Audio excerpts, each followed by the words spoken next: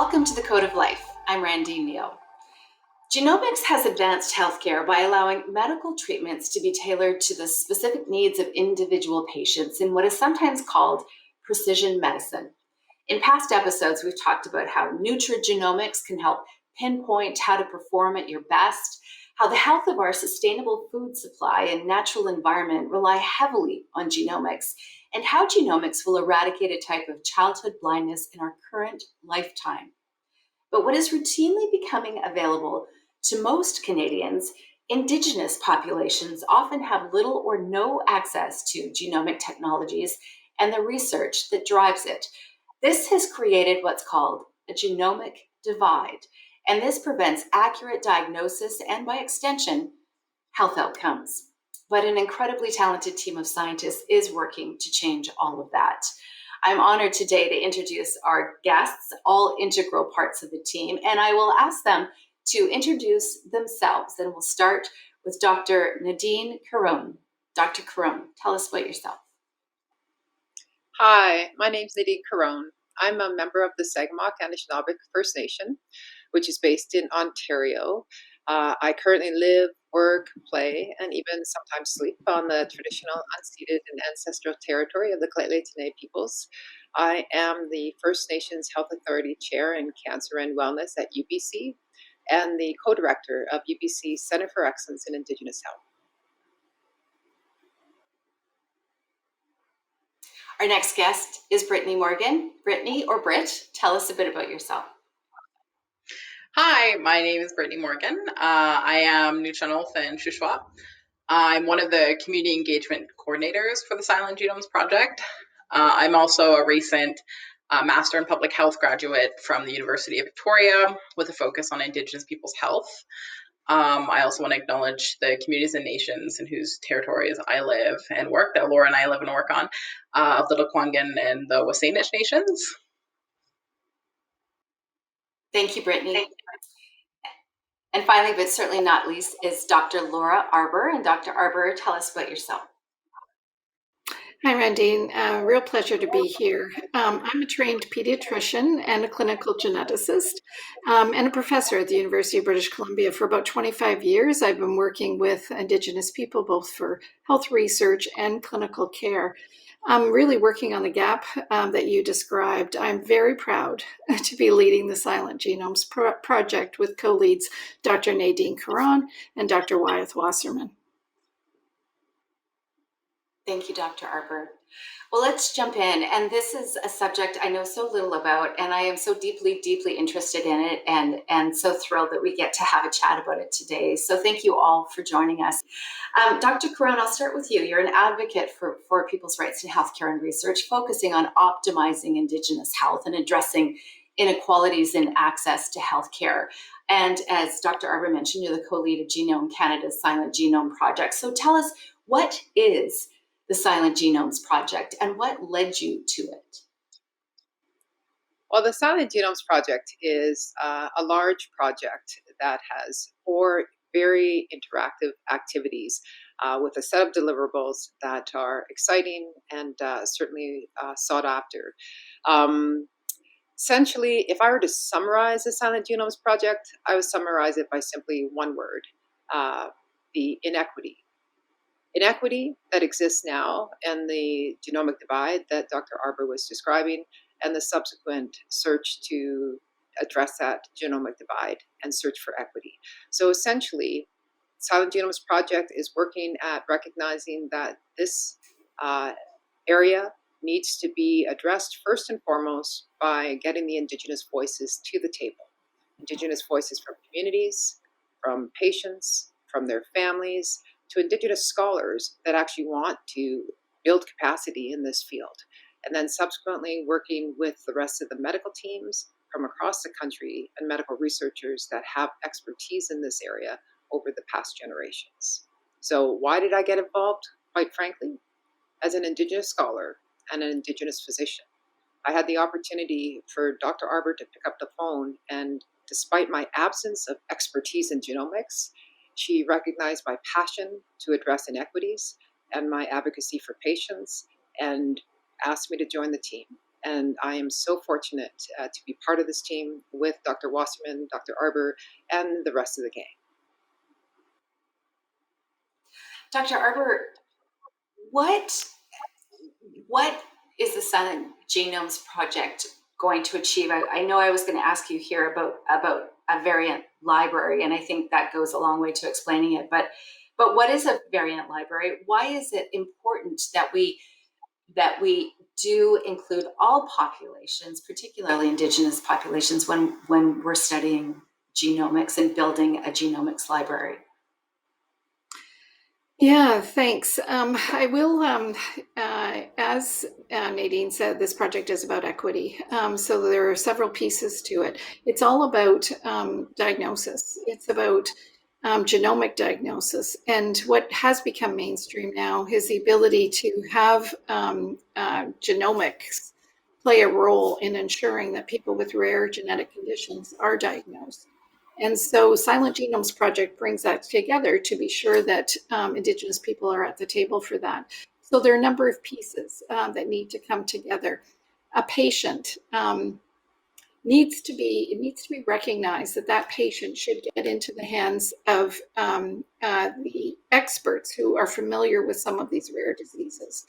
That clinician, that expert in diagnosis, whether it's a pediatrician or whether it's a clinical geneticist, needs to be able to order the correct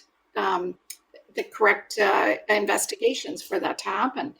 And some of those investigations may be genomic sequencing. Once the genomic sequencing is carried out, a reference library needs to be appropriate for the population that is being tested. So there are our genomes are 99.9% similar, but there is still a lot of variation between, and some of that variation has to do with where we were born in the world and who our ancestors are. And some of those variants mean nothing at all. Some of them may mean that they may contribute to some of our traits, and sometimes variants actually make a difference for genetic conditions. And so to understand what is normal in a population is very important. And population databases at this time are completely void of those genomes that are identified as Indigenous. And so for that reason, when Indigenous patients come to the table for diagnosis, they may not have the opportunity to have a proper diagnosis because that reference data is missing.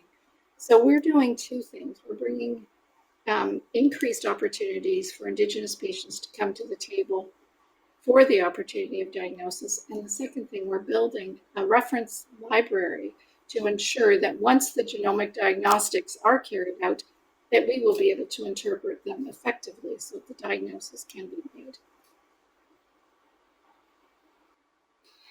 And Brittany, this is where you come in, but I want all of you to jump in because I would imagine the most difficult part, for dozens of reasons, and please feel free to talk about all of those reasons if you want to, is talking to Indigenous folks, asking them to become a part of the variant library. And your job as a community engagement specialist is to go and ask them to trust you when there's so much distrust and a history of abuse in our healthcare system, to get Indigenous folks to participate in this. So how do you navigate that? How do you do that? And that's a big question. I know that's a big question. Yes. This question could be a whole presentation. It could be a whole course in itself. The project was developed with community engagement in mind, and that is a huge part to Laura and Nadine and their many years of work with Indigenous communities and in Indigenous research when they were developing the Silent Genomes Project. So our community engagement process is based on like a pragmatic approach that involves multiple discussions with communities and participants to continuously update them in our process as our process and project kind of continues to grow and evolve. And most importantly, to not transfer any samples or start any sequencing before our governance is in place, so our steering committee. So I wish I could share actually what our model looks like, but it just shows like the first discussion is just being invited to a community, and it's absolutely up to the community how they see that to be. If they want to start off small, maybe just meeting with the chief and council or a health board, and having the discussion of just, well, what is silent genomes? And if they see a benefit in that, inviting us back for a larger discussion with the community, and starting off, well, okay, well, this is silent genomes. This is what we discussed at our last meeting. Let's continue on where we are now. And it's kind of going back and continuously updating them, not only on the process, but on the development of our own steering committee and our governance. So our project kind of moves beyond that consultation and provides more of like a sustainable and positive engagement with communities. So at our best level of relationship, it really just it empowers Indigenous participants and partners to have a role within the research project. So have a governance role in the planning and the development and the execution of research. Are there a couple of concrete examples, and anyone can jump in here, of where you have been able to really have that discussion and change someone's mind? Can you give me an example without using specific names of people who've said absolutely not, there's no trust there, and just moving them through the process so they really understand why it's important, and as you said earlier, Brittany, empowering them for the future and for future generations? I think that how we thought through this project to begin with is that the communities that we are discussing this with are communities who have had exposure or discussion about biomedical research in the past. And so we are partnered with the Canadian Alliance for Healthy Hearts and Minds, and there are 7 communities across the country where these are First Nations communities that have agreed to future research to study things that are important to them. And samples were biobanked ahead of time. So I can't honestly say that there's anybody that we've actually changed anyone's mind with, because our approach is really dealing with communities that are, that this has been an ongoing conversation for a long time, and they're comfortable with it. It is completely their choice as to whether they participate or not. And so there are some that may feel that this is not something that they prefer to do right at this time. And others that are saying, this has been long overdue. We've had so many people that have not been diagnosed for so many years, sometimes 20 or 30 years, and they've had a condition. And if this is an opportunity, we want to be part of it. So it's really up to them.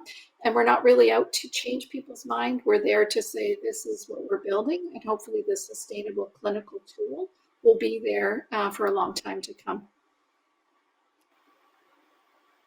I think a few key words that both Britt and Laura have used is sustainable and clinical tool. So while this is in the framework of a research project, I think what's important is that the deliverables are not your classic deliverables, in the sense that we're not focused on manuscripts and outcomes in that sense. They'll come. But what we're really focused on is the sustainability of a clinical tool to improve the diagnosis using genomics for Indigenous peoples that have been marginalized and unfairly marginalized to the point where that genomic divide has impacted the health and wellness of our people in Canada. And so I think in that sense, when we're talking to the communities that Laura's described with respect to the Alliance and that incredible opportunity to work with those communities, we're talking to a community that already is in this space and have had these discussions. But at the same time, what we're asking for is not, when we go into these communities, we're not asking for them to agree to do this. We want to give them a choice. And what we're very clear with right from the beginning is that in the end, if the answer in any, whether it's at a patient level, a family level, a community level, if the answer is no, we've succeeded. If the answer is yes, we've succeeded, because for the first time in this space, at this magnitude, Indigenous peoples are being given a choice. And I think that's a wonderful space to be.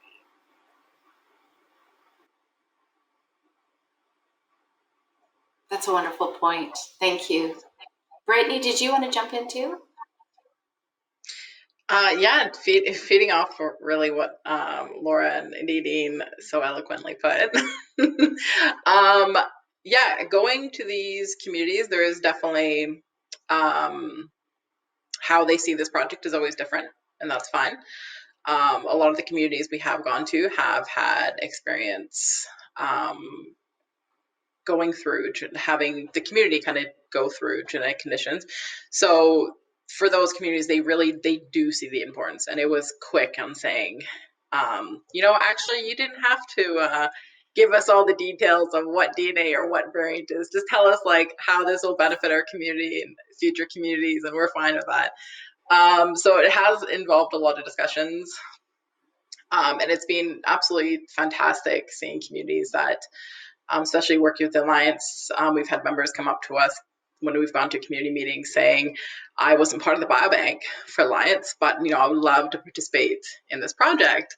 So it's exciting to see that there are members that are absolutely understand the importance of this project. They want to participate, and looking forward to like future Indigenous genomic researchers that be something like Silent Genomes. One of the things is, while we've been so fortunate to work with communities that are on board and so interested in this project, it's not to say that they don't come with great questions and raise their concerns and bring new ideas that we came into the communities without, and left with great ideas on how to improve the process as we left. And I think this is an important part of that engagement, to create these true partnerships. And it reminds me of a story that a chief once told me, and you can cut this out or not, but it's but in the area of this genomic research in general, I was at this one workshop one time, and I believe Dr. Arbour was there as well. And we were talking about the potential risks and concerns that community members had in the field of genomics and genomic research. And so there, we had a brainstorming session, and there's this long list of kind of concerns and fears that they had about genomics. Interestingly enough, not really that different than anything I'd read in mainstream genomic qualitative research in terms of what are concerns of the public in general about this type of research. Similarly, we then asked, what are your expectations? What are your hopes about what genomic research may bring to the health and wellness of your communities? And lots of ideas flowed out, and we collected those as well. And really, often, for the most part, not significantly different than research that I'd read about the same question being asked in a non-Indigenous space. Until finally, at the very end of it all, a chief stood up, and he said, Nadine, I'm concerned that there's something that's not on this list, on the list of concerns that I can't believe we haven't brainstormed yet. So I was thinking, nothing had jumped out at me as not being there. And he went on to state, my Ferrari will never break down on Highway 16. So Highway 16, for those that aren't aware of it, is this long stretch of highway across northern British Columbia, hundreds of kilometers long. It's quite treacherous in points. It can be quite challenging to drive in many of the months of the year with respect to the weather and the conditions. And it's a single lane highway each way in many parts. So anyways, he said, my Ferrari will never break down. And I was trying to follow this logic. And there's always a logic when it comes to chiefs, elders, knowledge keepers. But sometimes you gotta stretch your neurons a bit and get to it. And ultimately, what he was saying and what he pointed out is that he was never planning on ever having a Ferrari. So if he didn't have a Ferrari, he wouldn't ever have to worry about it breaking down on Highway 16. What his point was is that, yes, there are challenges. Yes, there are concerns. concerns. Yes, there are fears that we have with respect to ensuring that this is done correctly, that this is done right, that the governance holds, and that we stay true to the ultimate outcomes that we want, and that they're safe and culturally safe and relevant. But if you don't enter that space, you will never have the benefit of having those concerns. And so what he went on to say is that he hopes that his grandchildren and his great-grandchildren will have the concerns and be able to bring up their fears about genomic research in the future, because he never did. He never had to bring up any fears because he was never given a choice to be part of that research. His children never had those fears because they were never given a choice to be part of that research. And he said now he looks at his grandchildren and he hopes for his great-grandchildren that they will be like other citizens of Canada and have to sit across from someone telling them about the risks and potential concerns they may have about a research project that prior to that, generations before them didn't even have an opportunity to be at the table. It was a great lesson in terms of how we look at risk and benefit.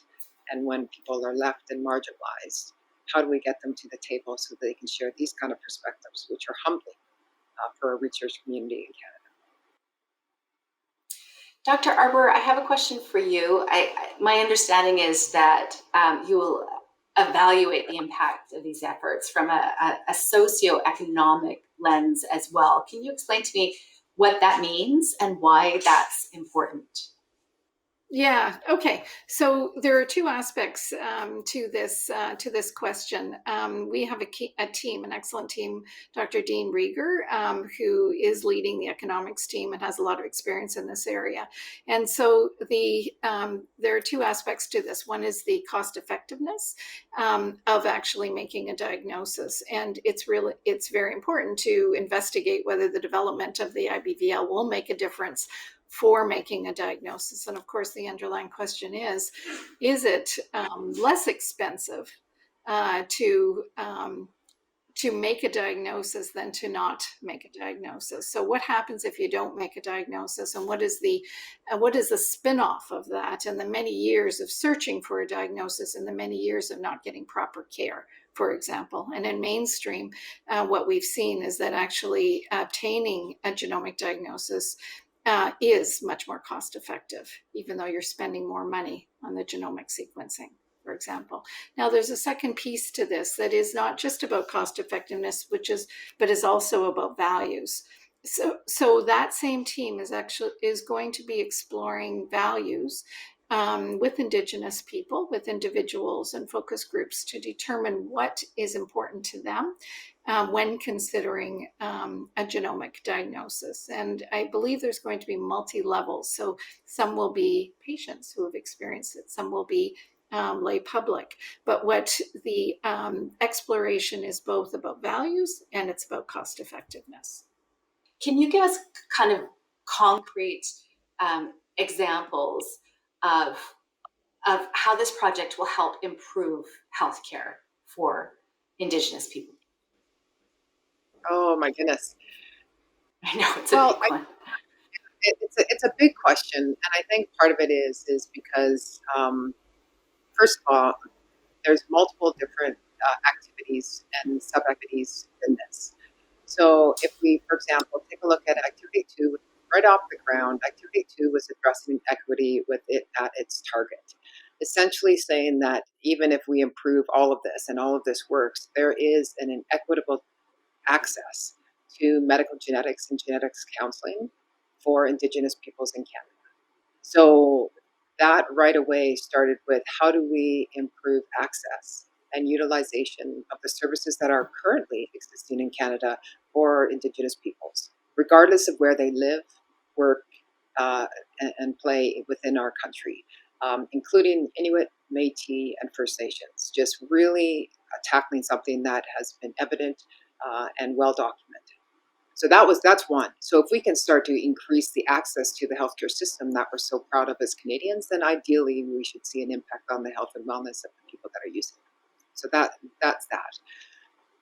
Improving access and utilization of it, if there are the limitations that Dr. Arbour describes, and we know there are, then creating that Indigenous background variant library will be that clinical tool that will be a massive innovation for our medical geneticists to use so that they can improve the diagnostics capacity for this space. And that also will then fill a major gap and improve the health and wellness for individuals who will benefit from that. The next thing is with respect to activity 4, which is what Dr. Arbour described in terms of the socioeconomic assessment of it and using the questions that are really hard to quantitate in many ways, like the value that individuals, families, communities put on this, and then figuring out where does that all fit, I think is going to be important for how we structure Indigenous health resources as we move forward. The other thing that activity 1, which is the major overarching, is basically Indigenous governance. That's starting to really tackle things at the core. That's looking at the United Nations Declaration on the Rights of Indigenous People. It's looking at truth and reconciliation calls to action. It's looking at the necessity for cultural safety and humility to be embedded within the healthcare system. It's looking for all of those things, and a big focus of that is governance for the Indigenous data that's going to be created. But I think what we're doing is actually creating space for the Indigenous voice, not only within this type of research, but in the healthcare system as a whole. Is we're creating an opportunity for Indigenous scholars to join the team and to add to the team's perspectives. And we learn from those Indigenous scholars because they bring a wealth of information from their own personal experiences. I think we're starting to recognize that with major projects like Silent Genomes, that we can actually not only improve the health and wellness of Indigenous peoples, we're way beyond that. We can improve the health and wellness of Canadians. We can improve how granting agencies look at what impact they can have and what their responsibilities are.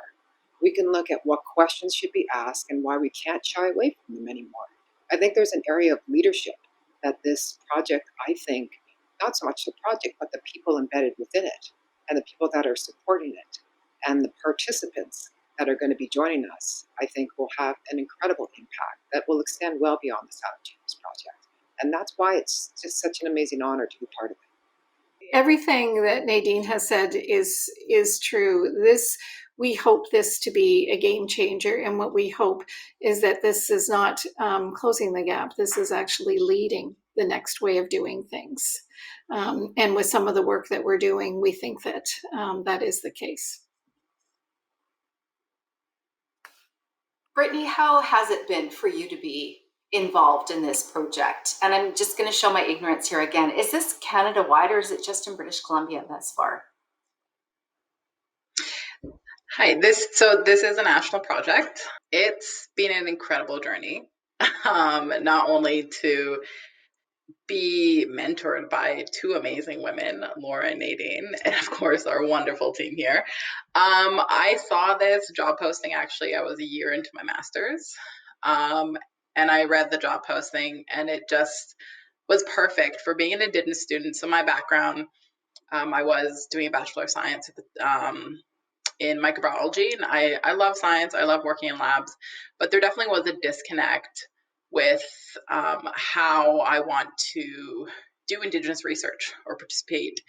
My ultimate goal was always going to medicine, but I did feel like there was a lack on how I want to address Indigenous health, just kind of going alongside completing the requirements for a Bachelor of Science. So I decided to do something I never would have thought of myself doing, a master's in public health and understanding the social determinants of Indigenous health. And then this job opportunity came up, and it was blending science, even though I don't have a strong background in genetics or genomics. But what really caught my eye was like the development of building a strong Indigenous governance, and Indigenous oversight over research was really what drew me into this project. And it's been such an incredible journey to learn from our own steering committee and our own team about that process. And I think it's so beneficial as a very young, not that young, Indigenous researcher to see that entire process move forward. And like that is my first learning process as a very large project that I'm working on, and to kind of continue on taking this knowledge into other research projects that I work on. I have a final question for all of you, and I'll start with Dr. Caron. What can we all learn from this project? Right. I think, when I think about silent genomes, and in particular the amount of support it's getting from colleagues around the university to attention it's getting from communities and organizations, I think what I've learned about silent genomes is that there is, I think, an increasing amount of recognition that Indigenous voices need to be in the spaces that they've been previously absent.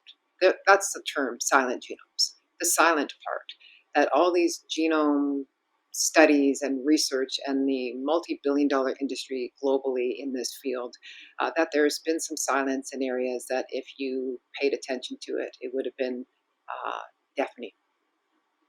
And I think now that there's increasing recognition that in Canada, in British Columbia, that we're not really able to turn away from that anymore. And I think there's buy-in for the role of equity, and that there's less tolerance for that. And it's really started in the Indigenous communities and organization and leadership.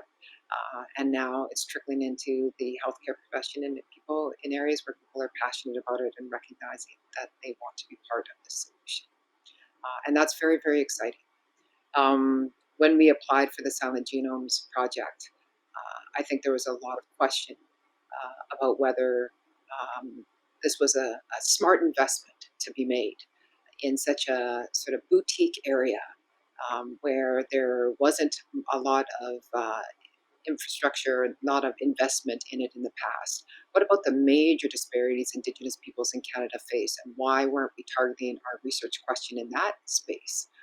I think we're starting to get recognition and realization that the reason why this was an important question is because it was a question. And we're at we're in a space where a lot of innovation is happening in the field of genomics. And what we're trying to do is not only address, like Dr. Arbour said, the genomic divide, but we're also trying to prevent greater disparities from starting to begin with. And I think that's a new approach that we need to just really grab onto in Canada, is just prevent the disparities from starting. Tackle them before they begin. Lose that ability to kind of turn a blind eye when you see something like that, and be part of the solutions. Be leaders, be innovators in the Indigenous space. Where do I think we can be in 5 to 10 years? I think, hopefully, that the genomic divide will be something that we were talking about. And we could talk about how silent genomes was the beginning of getting these voices into major projects. This is one project. Ideally, what we'll see is when reviewers look at grants, when publishers look at papers, when physicians look at evidence-based approaches, that they expect to see the applications with an Indigenous lens be part of those answers. Will we get there in 10 years? I don't know. But I certainly am not going to be one that sits aside and says that it wasn't worth a try. I think that we aim for it, we expect it, and then we address it if we're not there, and tackle it then. Well, thank you all. Thank you so much for doing what you do and being such fierce, amazing, whiplash smart, independent female scientists and doctors. So thank you all for your time today.